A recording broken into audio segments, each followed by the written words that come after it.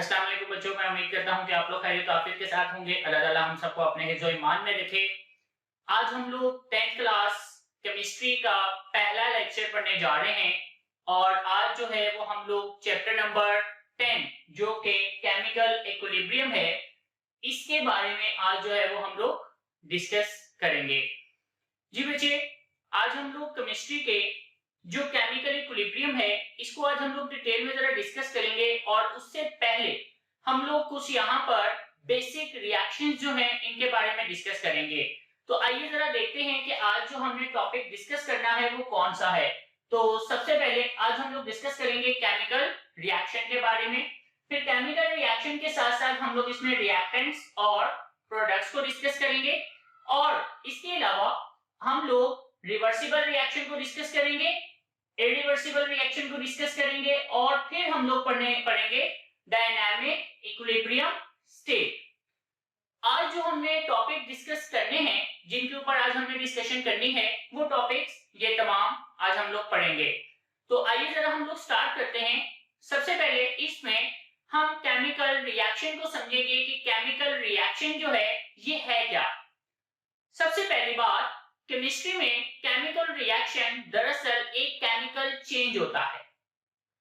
Chemical reaction एक ऐसा chemical change है जिसमें डिफरेंट सब्सटेंसेस आपस में रिएक्ट करके नए सब्सटेंसेस को प्रोड्यूस कर देते हैं।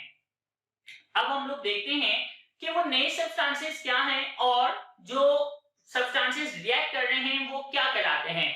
तो ये दो डेफिनेशन जो हैं ये आपकी बुक के ऊपर आपको मिल जाएंगी, जो आप स्क्रीन के ऊपर जो है वो बोल्ड होते हुए ये देख सकते हैं। ये रिएक्टेंट्स और प्रोडक्ट्स की डेफिनेशन है जो आपको आपके पेज के यानी कि स्टार्टिंग में ही आपको ये मिल जाती हैं।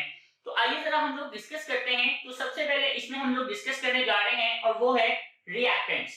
जी बच्चे, रिएक्टेंट्स क्या है? याद रखिएगा कि किसी भी केमिकल रिएक्शन के अंदर जब डिफरेंट केमिकल सब्सटेंसेस आपस में रिएक्ट करते हैं तो हम उन्हें रिएक्टेंट्स कहते हैं। रिएक्टेंट्स की डेफिनेशन वो कहता है कि in a chemical reaction the substances that combine are called reactants. Simple सी इसकी डेफिनेशन है कि भाई किसी भी केमिकल रिएक्शन में वो तमाम सब्सटेंसेस जो आपस में रिएक्ट करने जा रहे हैं वो रिएक्टेंट्स कहलाएंगे। तो अब हम लोग आगे देखते हैं प्रोडक्ट्स की डेफिनेशन जो आप यहाँ पे देख सकते हैं। तो प्रोडक्ट्स किसे कहेंगे? तो याद रखिएगा, प्रोडक्ट्स किसी भी केमिकल रिएक्शन में जो सब्सटेंसेस नए बनते हैं वो प्रोडक्ट्स कहलाएंगे। These substances which are newly formed, जो नए सब्सटेंसेस प्रोड्यूस होंगे हम उन्हें प्रोडक्ट्स कहेंगे।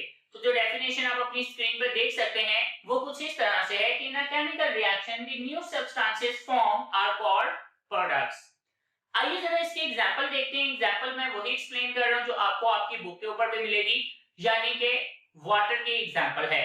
अब आप अपनी स्क्रीन पे देख सकते हैं कि आपको ये डायग्राम नजर आ रही है। इस डायग्राम के अंदर हाइड्रोजन और ऑक्सीजन आपस में रिएक्ट करने जा रहे हैं, यानी कि ये वो दोनों सब्सटेंसेस हैं जो आपस में रिएक्ट करेंगे। तो मैं इन्हें रिएक्टेंट्स का नाम दूंगा क्योंकि ये केमिकल रिएक्शन में सब्सटेंसेस आपस में रिएक्ट करने जा रहे हैं। हाइड्रोजन और ऑक्सीजन जब आपस में रिएक्ट करेंगे तो आपको वाटर प्रोड्यूस करके दे रहे हैं। अब वाटर इनके रिएक्ट करने के बाद एक नया सब्सटेंस है जो प्रोड्यूस हुआ, तो मैं यहाँ वाटर को प्रोडक्ट कह सकता हूं। तो जी बच्चे, ये हमारे पास रिएक्टेंट्स और प्रोडक्ट्स की एग्जांपल्स थी और उम्मीद करता हूं कि आपको ये रिएक्टेंट्स और प्रोडक्ट्स का जो कॉन्सेप्ट है वो क्लियर हो गया होगा। अब हम चलते हैं, जो नेक्स्ट आपके पास डेफिनेशन आ रही है आपकी बुक के ऊपर वो है इरिवर्सिबल रिएक्शन, जो आप यहाँ पर यानी कि एक रेक्टेंगल में बोल्ड होते हुए देख रहे होंगे। इस वर्डिंग को आप अपनी बुक के ऊपर एज इट इज मार्क कर सकते हैं। यही आपका एक शॉर्ट क्वेश्चन भी होगा, इसके अंदर इसकी कैरेक्टरिस्टिक्स भी बताई गई हुई है। तो आइए जरा इसको समझते हैं। तो सबसे पहले हम लोग यहाँ पर डिस्कस करने जा रहे हैं इरिवर्सिबल रिएक्शन। जी बच्चे, नाम से ही हमें आइडिया हो रहा है कि उसने कहा इरिवर्सिबल, यानी कि एक ऐसा रिएक्शन जिसे रिवर्स नहीं किया जा सकता, यानी वो रिएक्शन जो रिवर्स डायरेक्शन में नहीं जा सकता, हम उसे इरिवर्सिबल रिएक्शन कहते हैं। मतलब यानी एक ये आपके पास अगर डेफिनेशन देखें तो वो क्या कह रहा है, वो ये कह रहा है the reaction in which products do not recombine to form reactants are called irreversible reaction। जी बच्चे, जब एक केमिकल रिएक्शन में रिएक्टेंट्स मिलकर प्रोडक्ट्स बनाते हैं, केमिकल रिएक्शन हो गया, लेकिन अगर वो प्रोडक्ट्स फिर से रिएक्टेंट्स में चेंज ना हो तो हम ऐसे रिएक्शन को इरिवर्सिबल रिएक्शन कहेंगे। अब हमारे पास इस इरिवर्सिबल रिएक्शन की कुछ कैरेक्टरिस्टिक्स भी हैं, जैसे कि number 1, this reaction suppose to be complete reaction, यानी कि ये रिएक्शन कंप्लीट रिएक्शन कहलाते हैं, क्योंकि तमाम रिएक्टेंट्स प्रोडक्ट्स में चेंज हो जाएंगे। तो 100% जब रिएक्टेंट्स प्रोडक्ट्स में चेंज हो जाते हैं तो रिएक्शन 100% कंप्लीट हो जाता है। तो हम ऐसे रिएक्शन को इरिवर्सिबल रिएक्शन कहेंगे और ये कंप्लीट रिएक्शन कहलाएगा। नंबर 2, हम इसे कैसे रिप्रेजेंट कर सकते हैं, तो याद रखिएगा कि ये जो रिएक्शन है ये रिएक्टेंट्स और प्रोडक्ट्स के दरमियान एक सिंगल एरो की मदद से रिप्रेजेंट होगा। जैसे कि आप देख सकते हैं कि एक रेड कलर का एरो आपको ब्रैकेट में नजर आ रहा है, तो ये एरो अगर आपको किसी रिएक्शन के दरमियान में, रिएक्टेंट्स और प्रोडक्ट्स के दरमियान में नजर आए तो इसका मतलब ये इरिवर्सिबल रिएक्शन है। तो ये एक पहचान है इरिवर्सिबल रिएक्शन को पहचानने की कि एरो से आपने इसको पहचानना होगा कि ये रिएक्शन कौन सा है। तो हमारे पास ये इरिवर्सिबल रिएक्शन था। अब हम लोग आगे डिस्कस करने जा रहे हैं रिवर्सिबल रिएक्शन, जो आपको उसी की डेफिनेशन के नीचे वाले पैराग्राफ के अंदर मिल जाएगा। जी बच्चे, जहां पर आपने इरिवर्सिबल रिएक्शन को मार्क किया है उसके नीचे वाले पैराग्राफ में आपको रिवर्सिबल रिएक्शन की डेफिनेशन और उसकी कैरेक्टरिस्टिक्स मिल जाएंगी। तो आइए जरा इसको भी समझते हैं। तो सबसे पहले रिवर्सिबल रिएक्शन, नाम से ही हमें आइडिया हो रहा है रिवर्सिबल, रिवर्स चलने वाला, यानी कि एक ऐसा रिएक्शन जिसमें प्रोडक्ट्स फिर से क्या बना दें, रिएक्टेंट्स। अगर प्रोडक्ट्स रिएक्टेंट्स में चेंज हो रहे हैं तो याद रखिएगा कि ये रिएक्शन रिवर्सिबल रिएक्शन कहलाएगा। तो इसकी डेफिनेशन क्या होगी, सिंपल डेफिनेशन आप अपनी स्क्रीन पे भी देख सकते हैं। In the reaction in which products recombine to form reactants are called reversible reaction। जी बच्चे, अगर प्रोडक्ट्स फिर से रिएक्टेंट्स में चेंज होना शुरू हो जाएं तो फिर हम ऐसे रिएक्शन को रिवर्सिबल रिएक्शन कहते हैं। अब इसकी भी कुछ कैरेक्टरिस्टिक्स हैं, वो कैरेक्टरिस्टिक्स कौन सी हैं। नंबर 1, कि ये रिएक्शन कभी कंप्लीट नहीं होता, ठीक है, means this reaction never go to completion, ये रिएक्शन कभी भी कंप्लीट नहीं होगा। रीजन क्यों कंप्लीट नहीं होगा, क्योंकि जब ये रिएक्शन स्टार्ट होगा रिएक्टेंट्स प्रोडक्ट्स में चेंज हो गए और फिर यही प्रोडक्ट्स रिएक्टेंट्स में चेंज होना शुरू हो जाते हैं, तो फिर रिएक्शन तो 100% कंप्लीट हो नहीं सकता, क्योंकि फिर से प्रोडक्ट्स क्या बन रहे हैं, रिएक्टेंट्स। नंबर 2, हम इस रिएक्शन को कैसे रिप्रेजेंट करेंगे, तो हम इस रिएक्शन को डबल एरो से रिप्रेजेंट करेंगे। जैसे आप अपनी स्क्रीन के ऊपर ये ब्रैकेट में देख सकते हैं, एक डबल एरो जो है वो यूज किया जा रहा है। तो ये स्पेसिफिक एरो अगर आपको नजर आता है रिएक्शन के अंदर तो इट मींस कि ये रिवर्सिबल रिएक्शन है, यानी इसमें रिएक्टेंट्स प्रोडक्ट्स में चेंज हो रहे हैं और प्रोडक्ट्स फिर से रिएक्टेंट्स में चेंज हो रहे हैं। जी बच्चे, ये हमारे पास सेकंड एक शॉर्ट क्वेश्चन था, बहुत ही इंपॉर्टेंट, कि what is reversible reaction and explain it's characteristics. ये बोर्ड के लिहाज से बहुत ही अहम क्वेश्चन है। अब हम लोग इसको जरा एग्जांपल्स की मदद से समझते हैं कि ये जो रिवर्सिबल था, इरिवर्सिबल, ये क्या चीज थी। आइए जरा इसके अंदर एग्जांपल हम लोग देखते हैं, और एग्जांपल जो है वो आपकी बुक के अंदर हाइड्रोजन आयोडाइड की दी गई है, यानी हाइड्रोजन और आयोडीन जब रिएक्ट करेंगे हाइड्रोजन आयोडाइड बनाएगा। इसे आप अपनी स्क्रीन के ऊपर ये देख सकते हैं, ये कंप्लीट आपने एज इट इज मार्क करना होगा। ये एग्जांपल है और इसमें हमें दो कांसेप्ट को समझाएगा, फॉरवर्ड और रिवर्स रिएक्शन के बारे में। तो आइए जरा हम स्टार्ट करते हैं। अब इसको स्टार्ट करने से पहले मैं आपको थोड़ा सा हाइड्रोजन और आयोडीन के बारे में गाइड कर देता हूं। तो let us discuss a reaction between hydrogen and iodine. तो सबसे पहले याद रखिएगा कि जो आयोडीन गैस होती है ये एक पर्पल कलर की गैस है, जो आप अपनी स्क्रीन के ऊपर देख पा रहे होंगे कि एक पर्पल कलर की ये गैस होती है, ये आयोडीन गैस है, इसका कलर पर्पल होता है। जबकि हम इसका रिएक्शन करवाने जा रहे हैं हाइड्रोजन के साथ, और हाइड्रोजन गैस जो है इसका जो कलर है ये कलरलेस होता है, यानी इसका कलर होता ही नहीं है, ये कलरलेस गैस होती है। अब जब ये दोनों आपस में रिएक्ट करेंगे और इनके रिएक्शन पर हमारे पास एक नया प्रोडक्ट बनेगा जिसे हम हाइड्रोजन आयोडाइड का नाम देंगे। तो जैसे आप अपनी स्क्रीन पे देख सकते हैं कि आयोडीन गैस और हाइड्रोजन गैस को अगर हम अलाउ कर देंगे, ये आपस में रिएक्ट करेंगे, तो इनके रिएक्शन करने पर फिर से एक ट्रांसपेरेंट यानी कलरलेस गैस प्रोड्यूस हो रही है। और ये जो कलरलेस गैस है, ये आप देख सकते हैं लिखा हुआ है hydrogen iodide is a colourless gas, यानी कि हाइड्रोजन आयोडाइड है जो कि कलरलेस गैस होगी। मींस कि जब हाइड्रोजन और आयोडीन आपस में रिएक्ट कर जाते हैं तो इनके रिएक्शन पर हाइड्रोजन आयोडाइड जो बनेगी इसका भी कोई कलर नहीं होता। तो हाइड्रोजन जब आयोडीन के साथ रिएक्ट करती है तो उसके कलर को भी खत्म कर देती है। तो आइए जरा हम देखते हैं कि ये रिएक्शन होगा कब। तो याद रखिएगा नंबर 1 कि आपको एक क्लोज फ्लास्क लेनी है। अगर फ्लास्क बंद नहीं है तो ये गैसेस उड़ जाएंगी, तो रिएक्शन पॉसिबल नहीं है। तो एक क्लोज फ्लास्क के अंदर आपने हाइड्रोजन आयोडाइड को प्रोड्यूस कर लिया। जैसे आप अपनी स्क्रीन पे देख सकते हैं, उसमें लिखा हुआ है कि vapours in a close flask hydrogen iodide is formed. As a result, purple color of iodine fades as it reacts to form colorless hydrogen iodide. तो जो आयोडीन का पर्पल कलर है वो खत्म हो जाता है क्योंकि कलरलेस गैस प्रोड्यूस हो गई जिसको हम हाइड्रोजन आयोडाइड कह रहे हैं। अब हमारे पास इसमें एग्जांपल जैसे आप देख सकते हैं, आयोडीन एक क्लोज फ्लास्क के अंदर बंद है और अगर मैं इसका रिएक्शन करवाता हूं एक कलरलेस गैस के साथ, जो कलरलेस गैस यहाँ पर हाइड्रोजन है, तो अगर ये दोनों ही फ्लास्क के अंदर बंद है, मैं इसे अब हीट कर रहा हूं, तो हीट करने पर इसका कलर फेड हो रहा है। ठीक है, आप अपनी पिक्चर नंबर 1 में देख सकते हैं इसका कलर डार्क है, दूसरी पिक्चर में आप देख सकते हैं इसका कलर फेड हो गया। अब जो थर्ड पिक्चर आपके सामने अपीयर हुई है इसके अंदर आप देख सकते हैं ये टोटली कलरलेस हो चुकी है, यानी कि hydrogen and iodine is now finally react with each other to form hydrogen iodide. अब अगर मैं इस रिएक्शन की बात करूं तो इस रिएक्शन को मैं फॉरवर्ड रिएक्शन कह सकता हूं। This reaction is called a forward reaction. मैं इस रिएक्शन को फॉरवर्ड रिएक्शन कह रहा हूं। ठीक है, अब ये क्यों कह रहा हूं ये मैं समझाता हूं। अब अपनी स्क्रीन पे देख सकते हैं हाइड्रोजन और आयोडीन की इक्वेशन जाहिर हो गई है। अब इसमें हाइड्रोजन और आयोडीन जो है मैं इसको रिएक्टेंट्स कहूंगा क्योंकि ये दोनों आपस में रिएक्ट कर रहे हैं। तो एक केमिकल रिएक्शन में वो सब्सटेंसेस जो आपस में रिएक्ट करते हैं हम उन्हें रिएक्टेंट्स कहेंगे, और दूसरी तरफ जो मेरे पास हाइड्रोजन आयोडाइड है ये क्या कहलाएगी, प्रोडक्ट्स। हम इसे प्रोडक्ट्स कहेंगे क्योंकि ये एक न्यू सब्सटेंस है जो हाइड्रोजन और आयोडीन के रिएक्ट करने पर प्रोड्यूस हुआ, तो मैं इसे प्रोडक्ट्स का नाम दूंगा और ये रिएक्शन फॉरवर्ड रिएक्शन कहलाएगा। अब जरा अगर मैं इसको कंटिन्यू करता हूं, ठीक है, हीट करना, तो हीट करने पर क्या होगा कि जो हाइड्रोजन आयोडाइड प्रोड्यूस हुई है वो फिर से ब्रेक होकर हाइड्रोजन और आयोडीन में कन्वर्ट होना शुरू हो जाती है।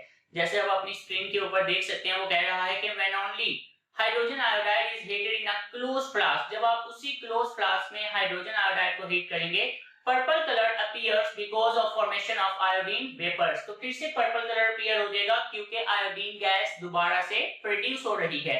इसका मतलब कि हाइड्रोजन और आयोडीन फिर से प्रोड्यूस हो रही है। तो अगर मैं इस रिएक्शन की बात करूं तो ये रिएक्शन मेरे पास कुछ रिवर्स रिएक्शन चलेगा। जैसे कि ये हाइड्रोजन आयोडाइड है जो आप देख सकते हैं कलरलेस गैस है, और जब मैं इसको हीट करने कंटिन्यू कर रहा हूं तो ये फिर से इसका कलर अपीयर होना शुरू हो गया, जो पर्पल कलर था इसका वो अपीयर होना शुरू हो गया। अगर मैं इसको मजीद हीट करता हूं तो फिर से इसका कलर डार्क हो रहा है। इट्स मीन कि हाइड्रोजन और आयोडीन फिर से प्रोड्यूस हो गई है। अगर मैं अब इस रिएक्शन की बात करूं तो मेरे पास ये रिएक्शन पहले से रिवर्स रिएक्शन कहलाएगा।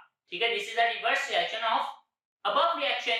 अब इसमें जो आप कलरलेस हाइड्रोजन आयोडाइड देख रहे हैं मैं इसको रिएक्टेंट्स का नाम दूंगा क्योंकि अब रिएक्शन ये कर रहे थे, और इसके दौरान जो हाइड्रोजन और आयोडीन गैस प्रोड्यूस हुई है मैं इसे नाम दूंगा प्रोडक्ट्स का क्योंकि ये न्यू सब्सटेंसेस हैं जो कि हाइड्रोजन आयोडाइड के ब्रेक होने से बने।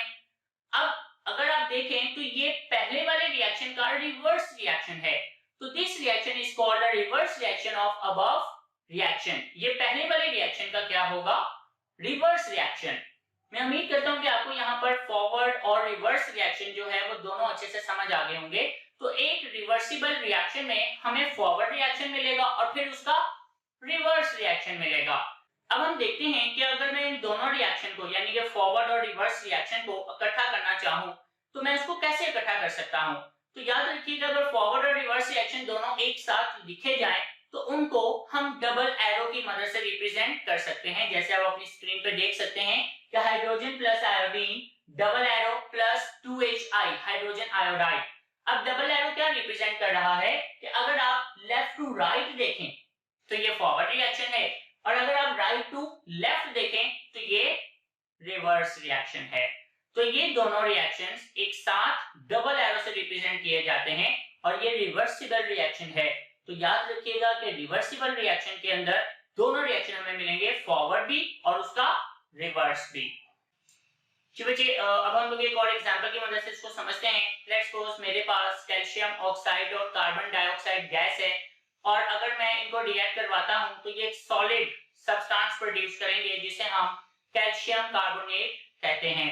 तो इस रिएक्शन को अगर मैं देखूं तो ये रिएक्शन जो आप अपनी स्क्रीन पे देख सकते हैं, तो calcium oxide CaO plus CO2 carbon dioxide gas is going to react to form calcium carbonate. अगर इस रिएक्शन के अंदर हम देखें तो मैं कैल्शियम ऑक्साइड और कार्बन डाइऑक्साइड गैस को रिएक्टेंट्स कंसीडर कर सकता हूं, जबकि जो मेरे पास यहाँ पर नया सब्सटेंस बना है कैल्शियम कार्बोनेट, ये मेरे पास क्या कहलाएगा, प्रोडक्ट। मैं इसको प्रोडक्ट कह सकता हूं। तो जी बच्चे, ये मेरे पास एक रिएक्शन है जिसमें calcium oxide plus carbon dioxide gas react कर रही है टू मेक कैल्शियम कार्बोनेट। अब हम लोग इसके अंदर फर्दर देखते हैं। अब अगर मैं इसी कैल्शियम कार्बोनेट को हीट करता हूं, ठीक है, एक ओपन फ्लास्क के अंदर, जैसे आप अपनी स्क्रीन पे डायग्राम में देख सकते हैं कि भाई मैंने इस कैल्शियम कार्बोनेट को हीट करना शुरू कर दिया और यही कैल्शियम कार्बोनेट फिर से ब्रेक होकर कैल्शियम ऑक्साइड और कार्बन डाइऑक्साइड गैस जो है इसको प्रोड्यूस कर रहा है। अब जो यहाँ पर कार्बन डाइऑक्साइड गैस प्रोड्यूस हुई है ये फौरी यहाँ से एस्केप कर जाएगी, बाहर निकल जाएगी। उसकी वजह क्या है? उसकी रीजन ये है बेटा कि यहाँ पर फ्लास्क ओपन है, ओपन होने की वजह से कार्बन डाइऑक्साइड गैस यहाँ से बाहर निकलेगी, एयर में मिक्स हो जाएगी और एयर इसको यहाँ से रिमूव कर देगी। तो यहाँ रिवर्स रिएक्शन का चांस पॉसिबल ही नहीं है कि क्योंकि आपके रिएक्टेंट से प्रोडक्ट्स तो बन गए और प्रोडक्ट्स वहां पर ठहर ही नहीं रहे हैं, तो कैसे पॉसिबल है वो फिर से रिएक्शन करेंगे और क्या बना दें, रिएक्टेंट्स। तो इस वजह से इस केस में कैल्शियम कार्बोनेट जब आप हीट कर रहे हैं तो वो रिएक्टेंट्स का रोल प्ले कर रहे हैं और इनसे जो कैल्शियम ऑक्साइड और कार्बन डाइऑक्साइड गैस बने हैं ये प्रोडक्ट्स का रोल प्ले कर रहे हैं, लेकिन इसमें प्रोडक्ट्स स्टे नहीं कर रहे, रिमूव हो रहे हैं यहाँ से। तो फिर रिवर्स रिएक्शन जो है वो पॉसिबल नहीं है। तो अगर मुझे यहाँ रिवर्स रिएक्शन करवाना है तो मुझे याद रखिएगा सिस्टम को बंद करना होगा। जैसे आप अपनी स्क्रीन पे डायग्राम में देख सकते हैं, अब मेरे पास जो है वो क्लोज जो है ना वो फ्लास्क है, यानी कि फ्लास्क को मैंने बंद कर दिया। अब इस केस के अंदर क्या होगा कि when calcium carbonate is heated in a closed flask so carbon dioxide gas can not escape, तो वो वहां से बाहर नहीं निकल पाएगी। तो जब कैल्शियम कार्बोनेट से CO2 गैस बनी है तो आप देख सकते हैं वो अब इसी के अंदर बंद हो चुकी है, वो बाहर नहीं निकलेगी। अब क्या होगा कि इसमें थोड़ी ही देर के बाद यानी कि जो कार्बन डाइऑक्साइड गैस है और कैल्शियम ऑक्साइड है वो फिर से रिएक्ट करके क्या बनाना शुरू कर देंगे, कैल्शियम कार्बोनेट, क्योंकि अब प्रोडक्ट्स यहाँ से बाहर नहीं जा रहे हैं और इनके एक खास क्वांटिटी जब बन जाएगी तो फिर से वो आपस में रिएक्ट करना शुरू करेंगे और वो क्या बनाना शुरू कर देंगे, फिर से रिएक्टेंट्स में, यानी कि प्रोडक्ट्स फिर से रिएक्टेंट्स में चेंज हो रहे हैं। तो इस वजह से मैं कह सकता हूं कि शुरू में फॉरवर्ड रिएक्शन की स्पीड बहुत ज्यादा होती है, ठीक है, यानी कि फॉरवर्ड रिएक्शन ही चलेगा, मींस कैल्शियम कार्बोनेट वो ब्रेक हो गया और क्या बना रहा है, कैल्शियम ऑक्साइड और कार्बन डाइऑक्साइड गैस। लेकिन शुरू में चूंकि अब इनकी क्वांटिटी जीरो है, इनिशियल में इनकी स्टेज जो इनिशियल स्टेज में इसकी जो कंसंट्रेशन है वो बहुत ही कम है, तो वी कैन नेग्लेक्ट इट। लेकिन थोड़ी ही देर के बाद जैसे जैसे इनकी कंसंट्रेशन बढ़ेगी ये रिएक्शन स्पीड अप होना शुरू हो जाएगा, यानी carbon dioxide gas and CaO calcium oxide again react with each other to make calcium carbonate, ये फिर से कैल्शियम कार्बोनेट बनाना शुरू कर देते हैं। तो यानी ये रिवर्स रिएक्शन चलना शुरू हो गया। तो मैं कह सकता हूं कि in the beginning forward reaction is fast while reverse reaction is very slow, but थोड़ी ही देर के बाद क्या होगा, the reverse reaction speeds up, वो तेज होना शुरू हो जाएगा and both reactions go on same rate, और एक वक्त ऐसा आएगा कि इन दोनों का जो रिएक्शन रेट है वो एक जैसा हो जाएगा, स्पीड एक जैसी हो जाएगी कि जितने CaCO3 कैल्शियम कार्बोनेट CO2 और CaO यानी कार्बन डाइऑक्साइड गैस और कैल्शियम ऑक्साइड में चेंज हुए, उतने ही कार्बन डाइऑक्साइड गैस और कैल्शियम ऑक्साइड ज्वाइन होकर दोबारा से मिलकर फिर से क्या बना रहे हैं, कैल्शियम कार्बोनेट। तो इस स्टेज के ऊपर याद रखिएगा कि जो भी कंसंट्रेशन है रिएक्टेंट और प्रोडक्ट्स की अब उनमें कोई चेंज नहीं आएगा। मींस के रिएक्टेंट्स और प्रोडक्ट्स उनकी अमाउंट अब फिक्स हो जाएगी।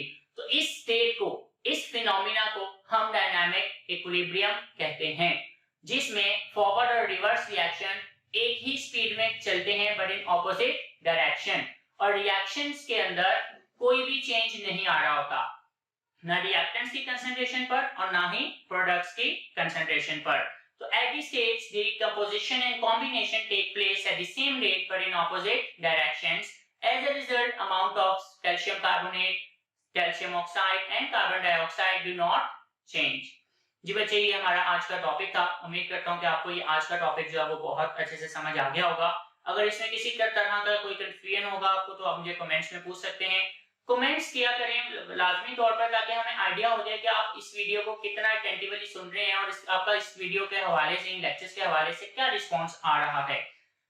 जी बच्चे, अब इस वीडियो को आपने ज्यादा से ज्यादा लाइक करना है, शेयर करना है अपने फ्रेंड्स के साथ, और इस चैनल को सब्सक्राइब करना और बेल आइकन को प्रेस करना मत भूलिएगा, ताकि अब जो नए आपके लेक्चर जो अपलोड होने जा रहे हैं 10th क्लास केमिस्ट्री के, वो आपको फौरी तौर पर मिलते रहें और आपको नोटिफिकेशन के जरिए फौरी उनका मैसेज आ जाएगा कि भाई नया लेक्चर जो अपलोड हो चुका है।